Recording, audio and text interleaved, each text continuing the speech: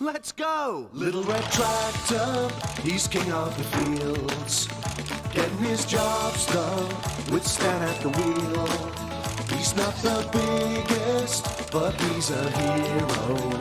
Little red tractor, let's go! With Sparky and Nipper and Big Blue too, and lots more friends in tow. Little red tractor, let's go! He might be little, but he's the best. Watch out for Little Red Tractor, Stan, and all their friends on CBeebies. Who's as red as a fire engine, as big as a house, and more fun than, well, just anyone you've ever met before? Hi, my name is Emily Elizabeth, and this is Clifford, my big red dog. And now, Clifford is yours to own on video. Clifford needed Emily, so she chose him for her own. And her love made Clifford grow so big that the Howards had to leave their home. Meet Clifford. Kind. Clifford! Loyal. Big-hearted. Full of great ideas. But above all else, fun. Big red fun. Clifford's the best friend anyone could know. He's the greatest dog ever. I really think so. Clifford's so loyal. He's there when you call. I love Clifford, the big red dog. Why is Clifford so big? Why does he live on Birdwell Island? And who are his friends? Well, now you can find out in Clifford, the big red dog. Clifford's so much fun, he's a friend to us all. I love Clifford, the big red dog. Ooh. Clifford is now yours to own on video, so join Emily Elizabeth and all her friends to get to know Clifford, the big red dog.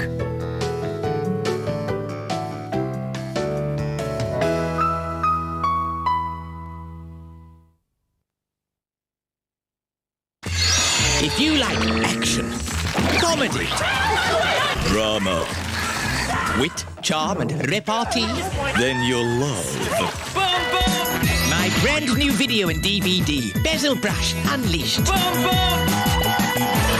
Ah, the smell of the grease paint, the roar of the crowd. The butt of my jokes, Mr. Stephen. Well, now, some of my favourite moments and all your favourite people can be yours to watch again and again, including loads of somewhat exclusive bits I've never shown you before. Love my jokes? How could you not? Well, check out my all-new joke book. Wonder what I have to deal with when making the show? Well, check out Bezel's bloopers. Where's Cliff? You also get my Boom Boom and Bounce songs and loads more fun and madness. Begin! Bezel Brush, that's me, unleashed For the first time ever on video and DVD. in all good stores. And none of the dodgy ones.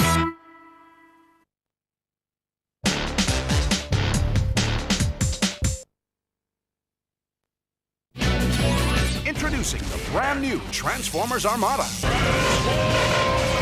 Prepare yourself as the heroic Autobots and the evil Decepticons invade Earth to battle for ultimate control over the Minicons. You have something of mine. Give it back immediately, or you shall suffer the consequences. Stand down, Megatron. Optimus Prime. Meet the courageous leader of the Autobots, Optimus Prime. Optimus who? And his brave allies, Rad, Carlos, All right! and Alexis. Let's get this show on the road! Together they battle the corrupt forces of the Decepticons' leader, Megatron. I have given you your chance, Earthling. The fate of the world is at stake. Let the games begin! The brand new Transformers Armada series. Collect them now on video and DVD.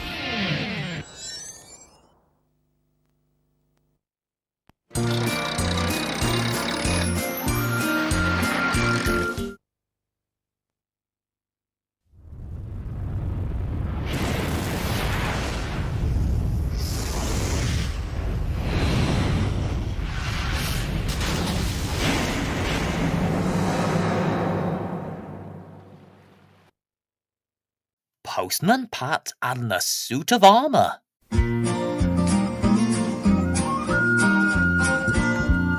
Postman Pat, Postman Pat, Postman Pat and his black and white cat. Early in the morning, just as day is dawning, he picks up all the post bags in his van. Postman Pat, Postman Pat, Postman Pat and his black and white cat. All the birds are singing and the day is just beginning. Pat feels he's a really happy man.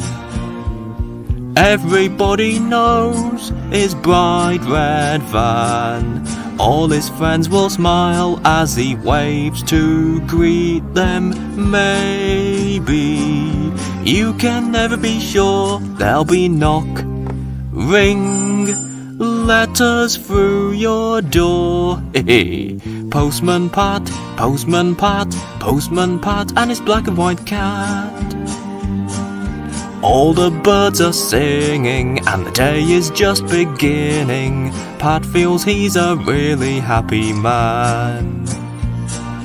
Pat feels he's a really happy man. Pat feels he's a really happy man. One morning, Pat spotted a new poster on the wall of the village post office. "Now then, what's this?" he said. "Garner Hall open to the public. Well, it'll be a lovely show." "That's right, Pat," said Mrs. Goggins. "But think of all the cars and coaches and the litter. Suppose you got stuck in a traffic jam with all this post to deliver." "It'll take more than that to stop me," said Pat. "Miss Hubbard asked if you'd pop in and have a word with her," said Mrs. Goggins. "I don't know what she wants."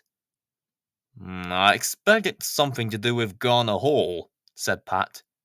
"I'll not forget. Cheerio!" Pat was on his way. "I hope she doesn't want to hand with her blooming bees," he said. "I remember last time." "Keep still," she said, "and they won't sting you." When he arrived at her cottage, he knocked at the door. "Come in, Pat," called Miss Hubbard. When Pat went in, the wind went in with him. It whooshed round the room. There were piles of books and paper everywhere, and the papers blew and fluttered about. "Goodness me, Miss Hubbard, whatever are you doing?" said Pat. "Whoops! What a wind! It's like a paper storm! Look out!" He tried to catch the papers and put them straight, but only made things worse. He knocked a pile of books over and Jess jumped out of the way only just in time.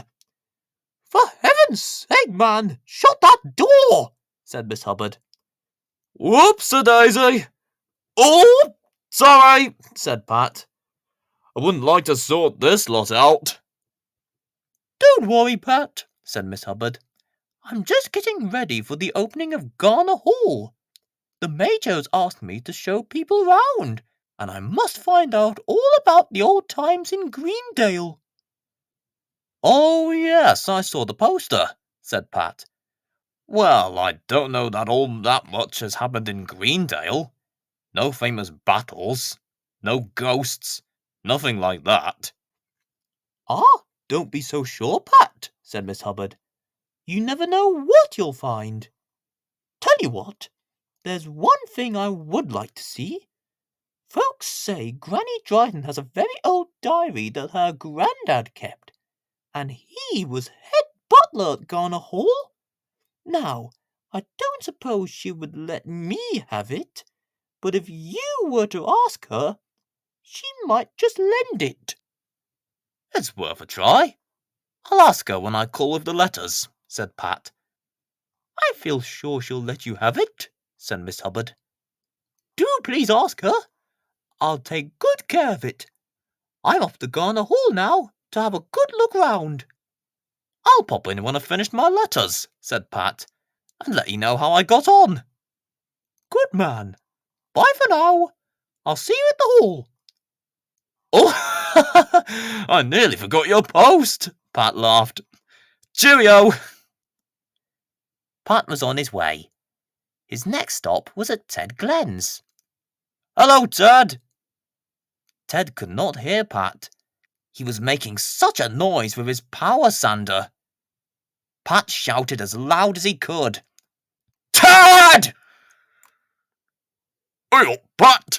How are you doing? Nay, I'm not deaf. No need to shout. Look at this. Just like new. All ready for the grand opening." "I know," said Pat, "at Garner Hall. Is that an old suit of armour?" "It isn't all," said Ted. "The man in the iron mask. What do you reckon, Pat? I've always fancied trying one on." Pat gave Ted his letters and said, "Now's your chance. I'll bring a tin opener next time I call just in case you get stuck. Here's some mail to go with it. Cheerio." Pat was on his way. His next stop was at Granny Dryden's cottage. "Now then, what was it that Miss Hubbard wanted?" said Pat. "I think she said it was an old diary. Hello? Anybody at home?" Granny Dryden had a big black book in her hands. "Oh, there you are, Pat," she said. "Now, just look what I found.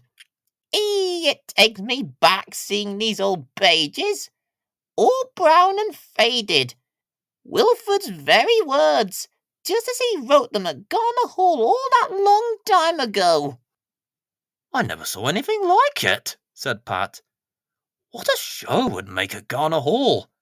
Do you think I could borrow it so that Miss Hubbard could make a few notes for when she shows folk around?"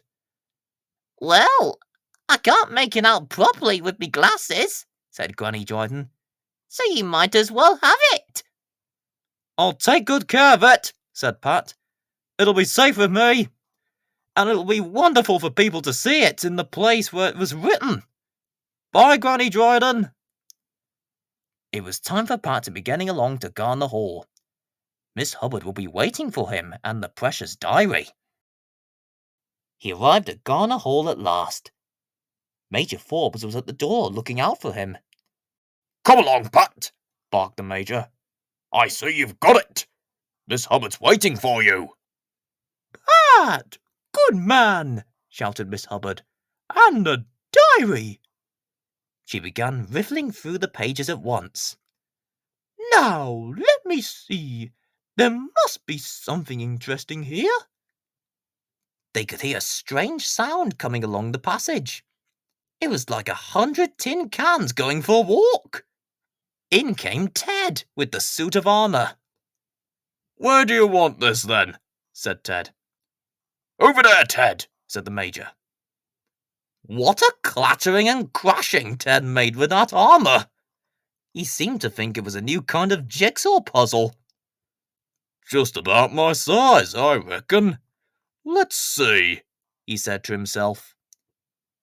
Pat didn't want to see what Ted did next. He was just creeping out quietly when Miss Hubbard heard him. "Is that you, Pat? Come along here and look at this diary." "What's wrong with it?" said Pat. "Wrong? Wrong, Pat? There's not a thing in it that I could put in my story of Garner Hall. It's just boring. Look." Pat read a bit out. "It was a nice day today. Went fishing, caught 3 trout, white bread for tea, and went to bed early. Well, yes, I see what you mean. Nothing very historical about that. Historical? Oh, Pat, it makes me feel hysterical. Look, I haven't got a single note on my paper, not a thing. At that moment, something hard crashed into the door, followed by all kinds of grunts and growls. Oh! Oof! Oof! In the banqueting hall, Ted was blundering about in the suit of armour.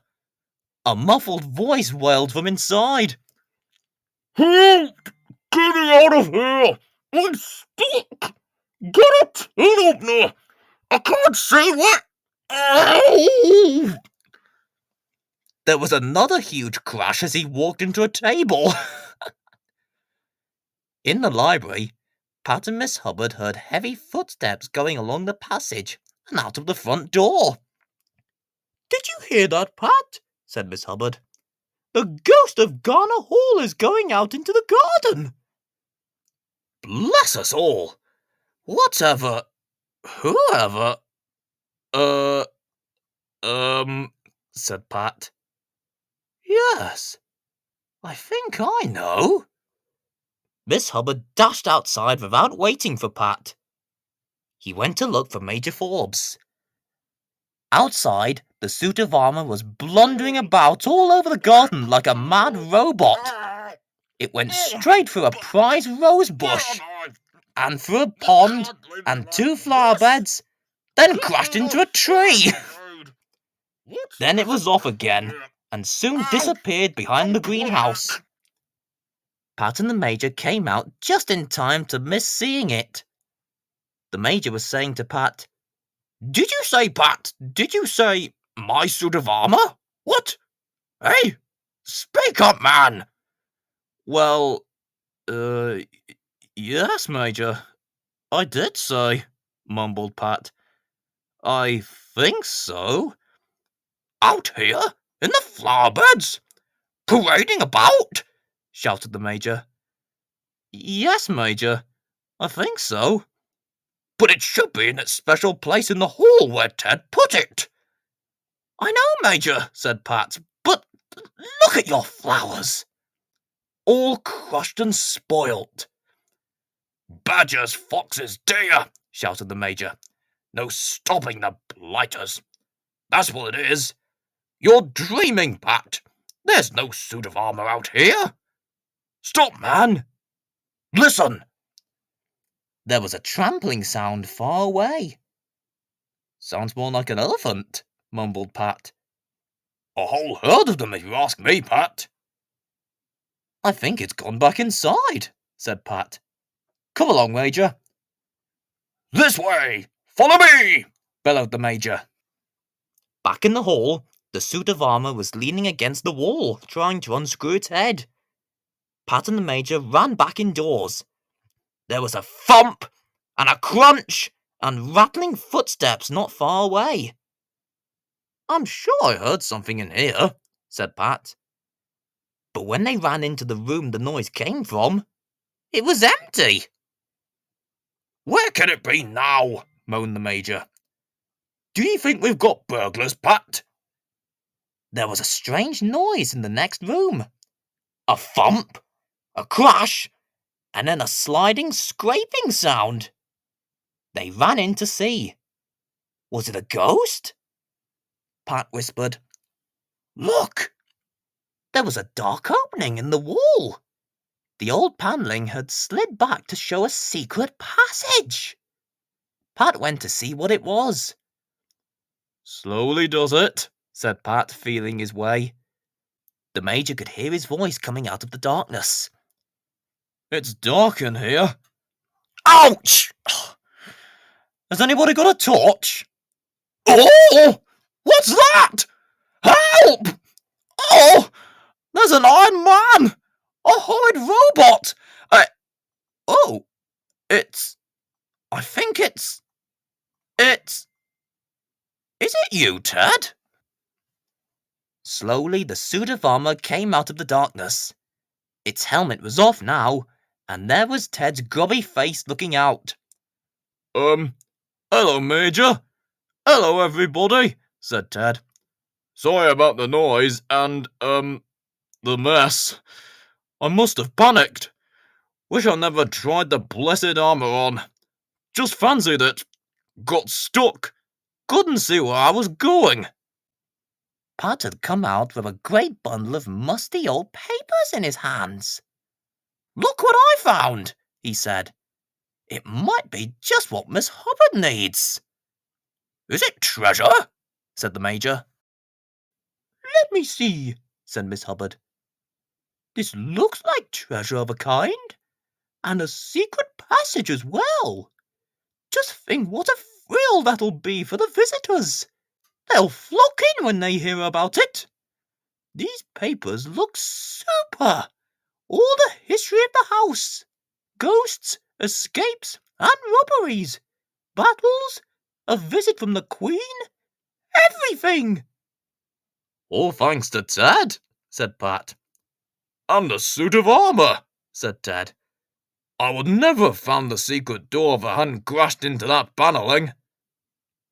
I wonder if there are any naughty secrets about the Forbes family in here, said Miss Hubbard. You never know what skeletons there might be in an old cupboard. Well, never mind about that, eh, what? Said the Major. Time for tea. Come along, everybody. They all went to the kitchen and had a feast of scones and cream and raspberry jam with steaming cups of tea and a plate of sardines for Jess. The suit of armour stood quietly in its corner. It never moved again. When Garner Hall was open to visitors, everyone who came, from grannies to first-year infants, had to be told the story of the day the armour went for a walk and found the secret door.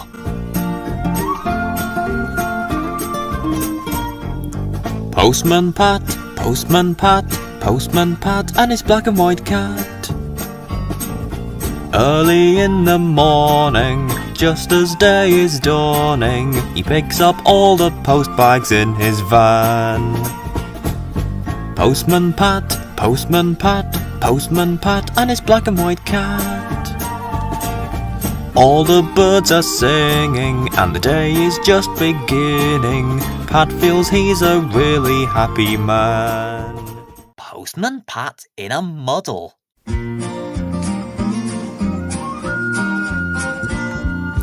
Postman Pat, Postman Pat, Postman Pat and his black and white cat.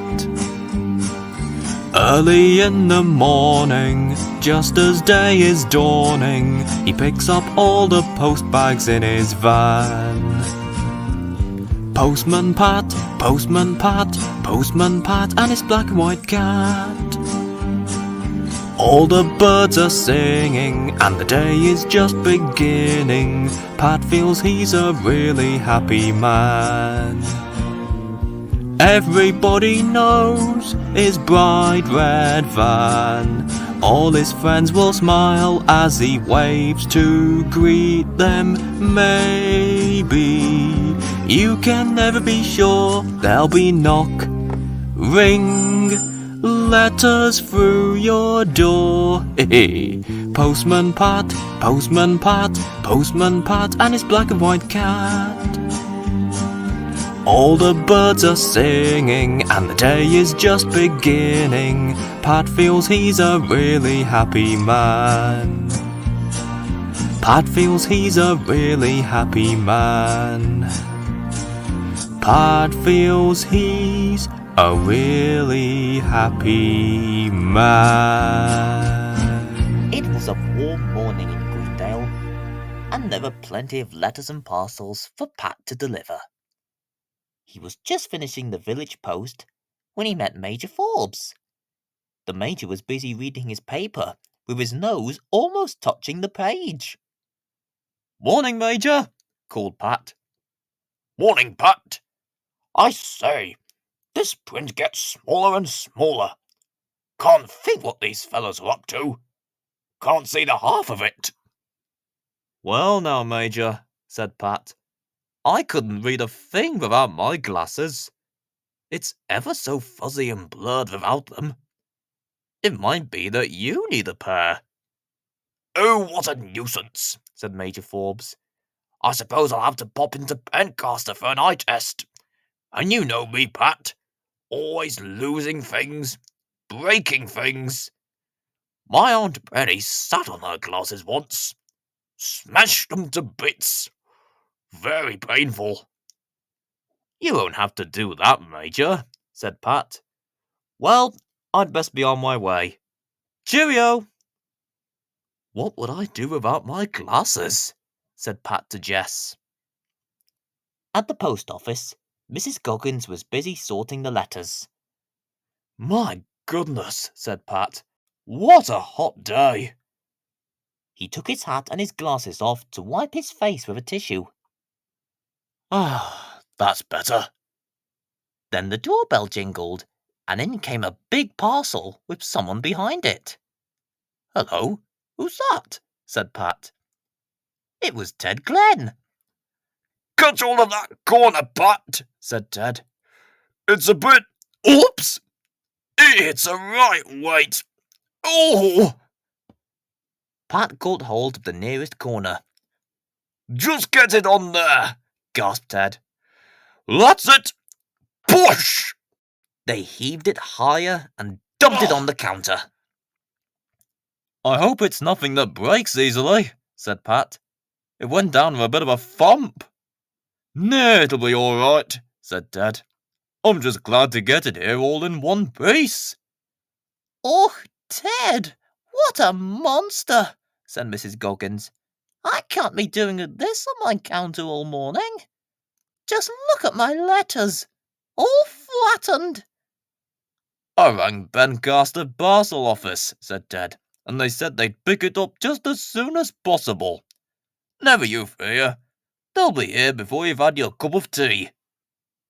Just look at the time, said Pat. I'd better be off. Where did I put my hat? And where am I? Look under here, Pat, said Mrs. Goggins as she pulled letters out from under the giant parcel. Ted lifted it up for her. Here we go. Hup! Don't drop it, said Mrs. Goggins. I can feel something. Oh, dear me. She had found a bent and crumpled something with bits of broken glass. Oh, Pat, is that your glasses? Said Ted. What's left of them, said Pat. They're not much use now. How am I going to deliver these letters? I can't see to drive, never mind read the addresses. Now, Pat, said Mrs. Goggins, Ted can take you home in his lorry, and you can get your spare pair of glasses. What spare pair? Moaned Pat. Oh, Pat, haven't you got a spare pair? No, I've never broken them before. I've had these for years and years. Well, said Ted, you'll have to borrow some. You can try my old ones, said Mrs. Goggins. They might do. If only I hadn't brought that parcel in, said Ted. Don't worry, Pat. We can take the letters round in the lorry. I can give you a hand. Thanks, Ted. I certainly won't be able to drive. Mrs. Goggins had found her old pair in a drawer. Here we are. Give these a try, Pat. Oh, well, let's see. Pat screwed up his eyes and looked round. Well, it's better than nothing. Still a bit fuzzy. I'll manage. But he tripped over a mop and bucket on his way to the door.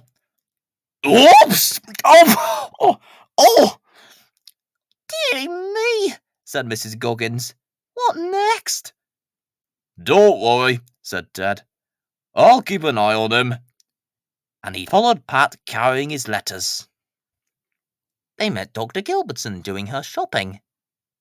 Pat was not sure who it was. Good morning. Getting hot, isn't it? He said. Now then, Dorothy, I've got lots of letters for you. This looks like one of yours. Here we are. Have a good read. It'll do wonders for your milk yield. But, Ted whispered in his ear, that's not Dorothy. Oh? Oh! Ah! Said Pat. Are you feeling ill, Pat? Said Dr. Gilbertson. I'm sorry, Doctor. It's my glasses, squashed flat under a parcel. Huh, they don't look squashed to me. These are your letters, Doctor, said Ted. Well, I never. What is going on? Said Dr. Gilbertson. Better be on our way with these letters, said Ted. Pat and Ted went on their way in Ted's lorry. The next stop was at the church. The letters seemed to have become mixed up. Tell you what, said Ted, we can let the tailgate down, and we'll have a good place to sort them out, as good as Mrs. Goggins' counter. I'll just deliver this lot whilst you sort the rest, said Pat. Are you sure you've got all the reference letters? Said Ted. I'd know them with my eyes shut. I've been delivering letters for more years than you've had hot dinners. The Reverend Timms was kneeling on the lawn, doing some weeding. Pat fell over him. Oops! Jess! What are you doing there? Good Lord deliver us, Pat, said the Reverend. I'm not Jess. What are you doing? You are Pat, aren't you? Sorry, Pat. I've got the wrong glasses on. Can't see you properly. All right for the weeding, but not for faces. Bless me. Where did I put my proper glasses? I know just how you feel, Reverend, said Pat. I've got Mrs. Goggins's old glasses on. Did you say Mrs. Goggins? Yes, but it's a long story. Have some letters. I'd better be on my way, Reverend, said Pat, looking at a Tim-shaped bush. By the way, your hair's looking a bit green. Must be this hot weather. Cheerio! Ted was holding out a postcard to Pat. This is for the Reverend, Pat. I think you've got them muddled again. The Reverend Timms followed Pat to the gate, looking very puzzled. Pat, these are not for me at all. The writing's a bit fuzzy, but I do believe it says Miss Hubbard on this one. You'll have to excuse him, Reverend, said Ted. It was my fault partly. You see, his glasses were squashed flat. They look all right to me, said the Reverend Timms. It's a long story, said Pat, and I think it'll be best if you read out all the addresses for me from now on, Ted. No problem, said Ted. I wish I could help, said the Reverend, but I don't know what's become of my proper glasses. They're in the lap of the gods. It's my memory, you know. It gets worse and worse. I wonder where I put them. It's nice of you to offer to help, said Pat. Thanks, Reverend, and cheerio. Bye, Pat. Off went Ted and Pat to the school. They seem to have moved the gate, said Pat. It was here yesterday. I'll just bob in with this parcel, said Ted. One of the children came to talk to Pat. Hello, Sarah, said Pat. How's your dad? Oh, Pat. Hello, said the fuzzy shape. I'm not Sarah. I'm Lucy. Oh dear, what a muddle, said Pat. Sorry about that. What a silly thing to do. Ask Ted. He'll tell you. Mr. Pringle came to see Pat. Now then, Ted, said Pat. Let's not dally. We have such a lot of letters to deliver. Oh, Pat, said Mr. Pringle. What a joker you are. Ted's told me all about your glasses, but surely I'm not all that fuzzy. Oh, sorry, Mr. Pringle. It's awful. I really did think you were Ted. Come on, Pat, said Ted. They were on their way. Their next stop was at Thompson Ground. "There's Alf's catalogue," said Ted. "Now you can't go wrong with that." Pat went to look for Alf. His glasses were so fuzzy that he thought he could see Alf sitting on his tractor. "Are you there, Alf?" The tractor did not reply. "Alf?" Pat stubbed his toes on the tractor's wheels. "Ow! Ow! Ouch! Oh dear. Talking to a tractor now. Sorry, tractor. I don't suppose you want a catalogue. Dear me. But Alf can't be far away. Anybody in?" Pat felt his way round the farm buildings. He found a large letterbox and popped the catalogue into it. When he went back to the lorry, Ted said, "Did you find Alf then?" "He wasn't about," said Pat. "I just popped it in their new letterbox." "New letterbox?" said Ted. "They haven't got a new letterbox." "See for yourself," said Pat. Ted went to look. "It was somewhere round here," said Pat. But he could not find the door, never mind the letterbox. Then at last, "Here we are. didn't I tell you? A new letterbox." "An old barn door with a missing plank, more like," said Ted. "Locked up as well. Now then, how are we going to get it back?" "Hang on, I'll get someone to help us." let's have a look," said Pat. "If only I could see properly." Pat walked into a ladder. "Ouch!" Then he decided to climb it. "Where does this go? I could get in through the window," he said to himself. It led into the hay loft over the barn. "Anybody there?" Pat thought he could see Alf standing in a dark corner. "What are you doing up here, Alf?" said Pat. "Oh no, it's an old coat. Well, it could do with a new outfit from that catalogue. Where is everybody?" Suddenly, Pat disappeared. He had fallen through the trapdoor onto the pile of hay below. "What happened?" Luckily, he had a soft landing. Ted came looking for Pat outside the locked barn door. "Pat, where are you?" He could hear Pat blundering about in the darkness inside. "Sounds like a mad bull." Alf came at last. "Hello, Ted. Having a nice talk to my barn door?" "Hello, Alf. Nay, I'm talking to Pat." "Well, how's he got in there?" said Alf. "It's all locked up." "We'll have a look, if I've got the right key." They found Pat covered in hay and holding the crumpled catalogue in his hand. "Well, I'll be bothered, Pat. However did you get in there?" said Alf. "And just look at you." They dusted Pat down, and Dorothy served them all a pot of tea with fresh scones, and Pat soon felt himself again. When all the letters had been delivered, Ted took Pat back to the post office. "Oh, Ted and Pat, back at last," said Mrs. Goggins. "I've been ringing round everywhere trying to track you down." "Now then, Mrs. Goggins, there's no need to worry about us," said Pat. "It's been a long day, and a hot one, but we managed somehow. There's nothing else gone wrong, has there?" "Oh, no, Pat. It's just that after you'd gone, I found these.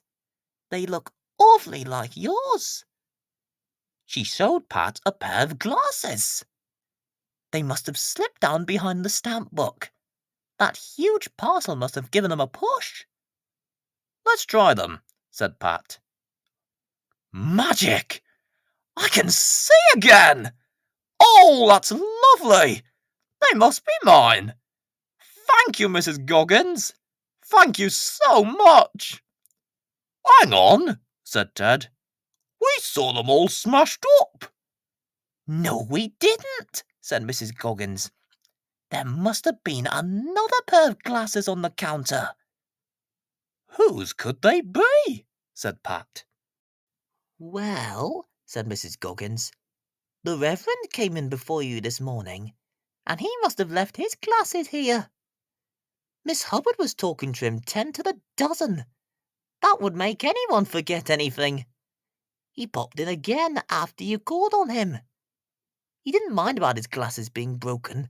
Said he needed a new pair anyway. The old ones were forever sliding down his nose and muddling him up in the middle of a service. So he's gone off to Pencaster for a new pair. Well, I never, said Ted. I wonder if I need glasses. I think I'll invent a pair that never gets lost.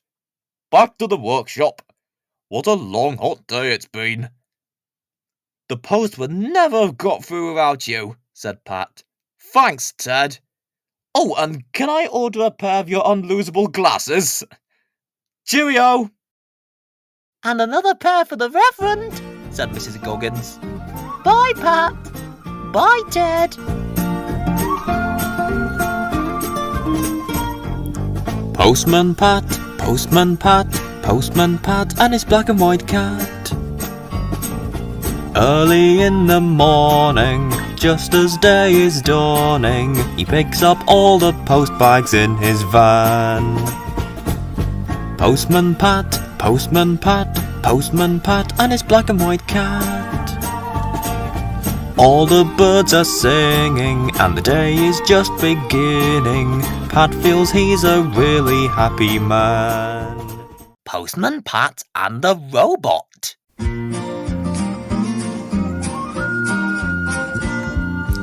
Postman Pat, Postman Pat, Postman Pat and his black and white cat.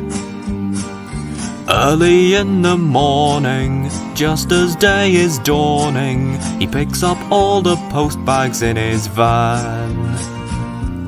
Postman Pat, Postman Pat, Postman Pat and his black and white cat. All the birds are singing and the day is just beginning. Pat feels he's a really happy man. Everybody knows his bright red van. All his friends will smile as he waves to greet them. Maybe you can never be sure there'll be knock, ring, letters through your door.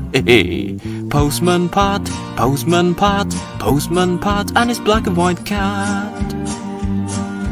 All the birds are singing and the day is just beginning. Pat feels he's a really happy man. Pat feels he's a really happy man. Pat feels he's a really happy man. I'm so tired, said Pat. I feel too tired to take the post. Go and see the doctor, said Sarah. So he did. Dr. Gilbertson listened to Pat's heart. She tapped his knee. She took his temperature. There's nothing wrong with you, she said. I'll give you some vitamins. A wee tonic. You're a bit run down. Working too hard? Well, said Pat, there is a lot of post these days. Now don't you be overdoing it, Pat. Just take it steady, said Dr. Gilbertson. You'll be fine if you just have a rest sometimes. Thanks, said Pat. Cheerio, doctor. With being so tired and going to see the doctor, Pat was late arriving at the post office. Morning, Mrs. Goggins, he yawned. Oh dear, I'm so sleepy. Sorry I'm so late. I popped in to see Dr. Gilbertson. I thought you might give me something to keep me going. Oh, Pat, said Mrs. Goggins. I'm sorry you're feeling so poorly. What with all this post waiting to be delivered, and so many parcels. I could go to sleep right now, said Pat. Never mind. I'd better be on my way. Bye. Lucky old Jess. It must be nice being a cat. Snoozing all day in the sun. Pat went slowly on his way. Greendale itself seemed sleepy today. But not in Ted Glenn's workshop. Not a bit of it. Something was clicking and whirring and beeping all day and half the night. What was happening? Pat stopped to investigate. Morning, Pat, said Ted. Sorry, can't stop. No wonder there's a lot of post to deliver. All these boxes. Whatever are you up to, Ted? Come and have a look at this, said Ted. It's a right bobby dazzler. Can you pass a box of that paper? Is this it? Oops! That's right, Pat. You bung it in this printer, and then you plug it into the computer, and off you go.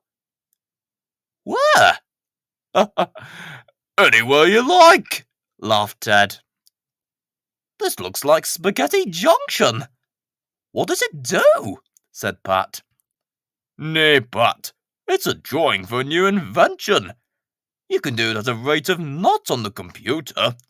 Not like pencil and paper. It keeps going while I'm asleep. Sounds all right to me, said Pat. Do you think you could deliver letters while I'm asleep? A robot! That's what you need for that, Pat. Look at this book. It tells you how to make them. No job too difficult, it says. A robot postman? Could you make one? Said Pat. I reckon I could. You can do anything with a computer. Take a day or two, mind. Then I could have a day off. You could have a week off. It could deliver all your letters and parcels in 10 minutes flat. Have a look at this now. I'll print it out for you. Then you can take it to show Sarah and Julian. A robot danced across the screen. Bless us all, shouted Pat. Robots coming to life. Hey up, what next? Paper began to spew out of Ted's printer, more and more of it, rolling across the floor and wrapping itself round Pat's legs. Now then, don't worry, said Ted. I'll just... Now, which key do you press to stop it? Oh, help! I think it's trying to get me, said Pat, backing out of the door. I'll pop in when you've got it sorted out. There's a letter for you somewhere under that lot. Bye, Ted. Oh, help!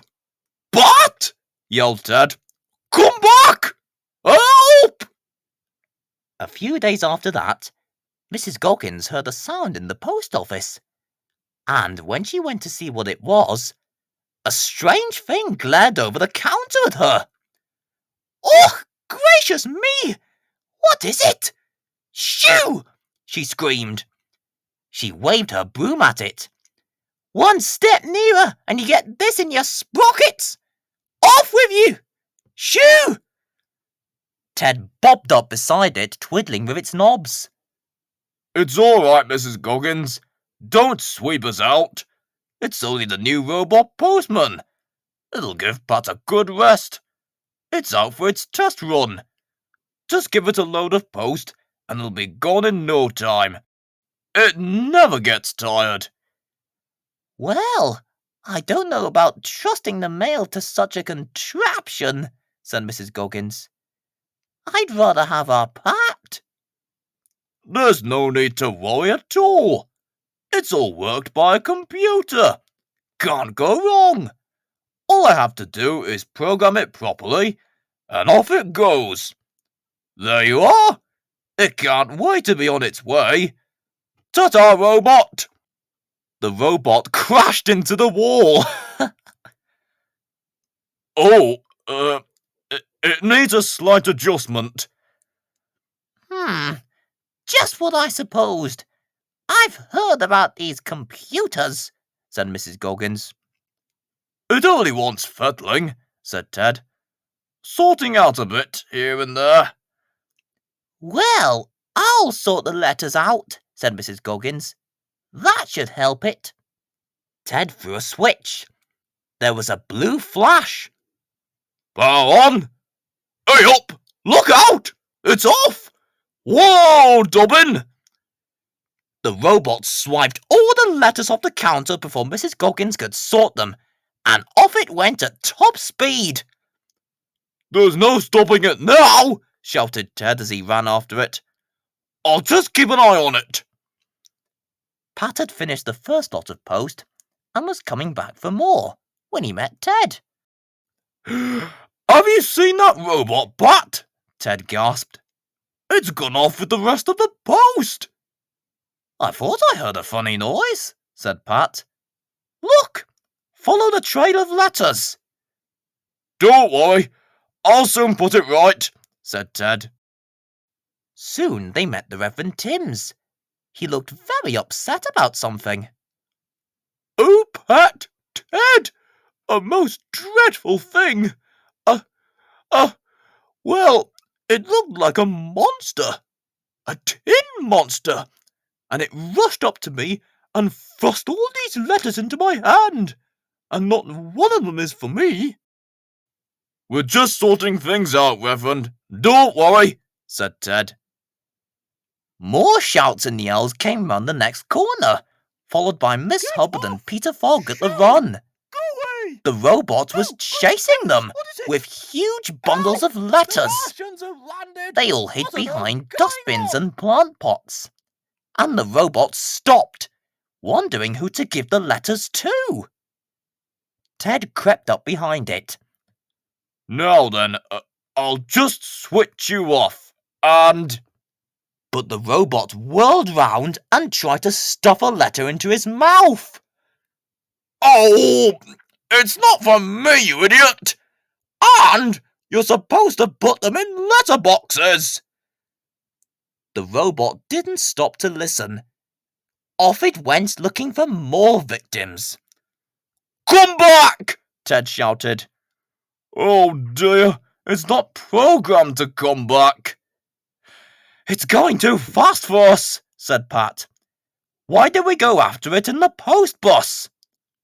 Good idea, said Ted. Get a move on, Pat. They ran for the bus. Off they went as fast as they could. They met Sam Waldron with his van stuck in a field gate. Whatever's happened to your van, Sam? Said Pat. It was an alien from outer space, said Sam. It came belting down that road. I went straight into the field to dodge it. Which way did it go? Said Ted. I think it was heading for Thompson Ground. Let's take a shortcut across the field, said Pat. We might be able to cut it off before it gets there. Here, don't forget that I'm in the back. Way up. Hang on. Ah! Whoa! Here, steady on. They arrived at Thompson Ground the back way. Come on, said Ted. I think the robot's beaten us to it. Dorothy had no idea what was going on in her barn. Something was blundering about, giving letters to the hens. Then it shot out, got all mixed up in the line of washing, thrust a letter into Dorothy's apron pocket, and whizzed off across a field of turnips. Alf came out to see what was going on. What in the world was that? Said Dorothy. As they all watched, the robot got more and more bogged down in the mud. In the middle of the field, it stuck fast, with its arms still waving and its lights flashing. I'm sorry about all this, said Ted. I'll explain later. Just let me take it away and break it up for spare parts. Nay, leave it, said Alf. It makes a grand scarecrow. I've been having a lot of bother with these crows, and look, it's scared them off, every single one of them. the robot seemed to like being a scarecrow. When the other Greendale farmers heard about Alf and Dorothy's wonderful new electric scarecrow, they all wanted one. Ted was kept busy making robot scarecrows for a long time after that. It was bad news for the crows, though.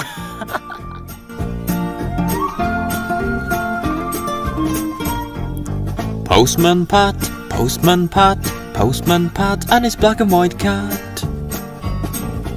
Early in the morning, just as day is dawning, he picks up all the post bags in his van. Postman Pat, Postman Pat, Postman Pat and his black and white cat. All the birds are singing and the day is just beginning. Pat feels he's a really happy man.